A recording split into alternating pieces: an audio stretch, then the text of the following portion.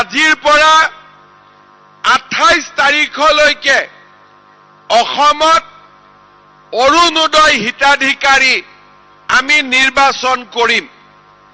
এইবাৰ অৰুণোদয় হিতাধিকাৰীজন যাতে ভুৱা হ'ব নোৱাৰে তাৰ বাবে অৰুণোদয়ক আমি ৰেচন কাৰ্ডৰ লগত জড়িত কৰিছোঁ। আজি এই 20 লাখ মানুহে ৰেচন কাৰ্ড পোৱাৰ বাবেই 15ৰ পৰা 28 তাৰিখলৈকে যি অৰুণোদয় হিতাধিকাৰী নিৰ্বাচনৰ বাবে গাঁও সভা অনুষ্ঠিত হ'ব, তাতেও আপোনালোকে নিজৰ নাম লিখুৱাব পাৰিব, আপোনালোকে নিজৰ নাম দিব পাৰিব। আগতে যি অৰুণোদয় পাই আছিলে সেই অৰুণোদয়ৰ ব্যৱস্থা আজিৰ পৰা পৰিৱৰ্তন হ'ব। আগতে অৰুণোদয় পাবৰ কাৰণে ৰেচন কাৰ্ড নালাগিছিল।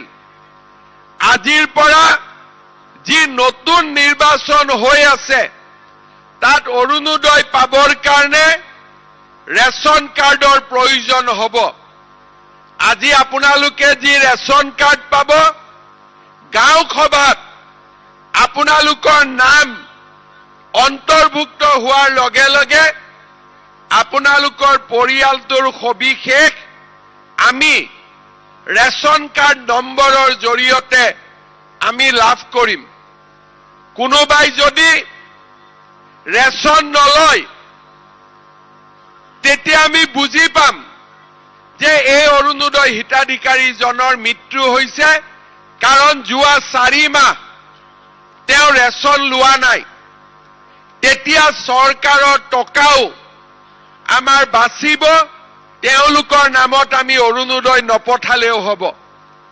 আৰু সময়ে সময়ে ৰেচন কাৰ্ডত থকা নাম আৰু ঠিকনাৰ সুবিধা লৈ আমি আপোনালোকক টেলিফোন কৰি সুধি থাকিব পাৰিম যে আপোনালোকৰ একাউণ্টত অৰুণোদয় জমা হৈ আছে নে নাই। আগতে আমাৰ অৰুণোদয় অসমৰ প্ৰতিটো সমষ্টিতে 22,000 বেনিফিচিয়াৰী আছিল আৰু এই 15ৰ পৰা 28 তাৰিখৰ ভিতৰত নতুনকৈ আমি প্ৰতিটো সমষ্টিতে 8ৰ পৰা 10,000 আৰু নতুন পৰিয়ালক আমি অৰুণোদয় আঁচনি দিম। ইয়াৰ ফলত আগতে আমাৰ ৰাজ্যত 27 লাখ লোকে অৰুণোদয় আঁচনি পাই আছিল। এতিয়া আমাৰ অৰুণোদয় আঁচনি পোৱা লোকৰ সংখ্যা প্ৰায় মোটামুটি 40 লাখ পৰিয়ালে অৰুণোদয় পোৱা আৰম্ভ হ'ব। আপোনালোকে চিন্তা কৰক, এটা পৰিয়ালত যদি 5 জন সদস্য থাকে, 40 লাখ লোকে অৰুণোদয় পালে 2 কোটি অসমৰ পৰিয়ালৰ দৰিদ্ৰতা নিৰ্মূলৰ ক্ষেত্ৰত এই টকা প্ৰতিটো পৰিয়াল, 40 লাখ পৰিয়াল আৰু 2 কোটি ব্যক্তিৰ পৰিয়ালত এই ধন যোৱা আৰম্ভ কৰিব। মই আশা কৰোঁ যে আমাৰ সমগ্ৰ ৰাজ্যতে আজিৰ পৰা আৰম্ভ হোৱা অৰুণোদয় পষেকত যাতে সকলোজন নাগৰিকে অংশগ্ৰহণ কৰে আৰু অৰুণোদয় আঁচনিৰ সুবিধা ল'বৰ বাবে আগবাঢ়ি আহে।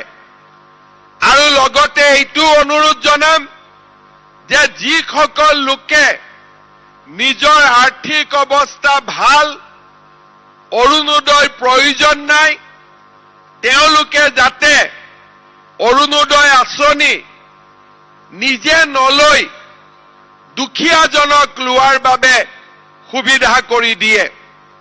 ইয়াৰ উপৰিও আমাৰ এই যে ৰেচন কাৰ্ড আগতে মাষ্টাৰ ৰোলৰ কৰ্মচাৰীয়ে নাপাইছিলে, দৈনিক ৱেজ আৰ্ণাৰে নাপাইছিলে, কেন্দ্ৰীয় আৰু ৰাজ্য চৰকাৰৰ চতুৰ্থ বৰ্গৰ কৰ্মচাৰীয়ে অৱসৰ পোৱাৰ পিছত নাপাইছিলে, ঠিকা ভিত্তিক কৰ্মচাৰীসকলেও অৱসৰ পোৱাৰ পিছত নাপাইছিলে।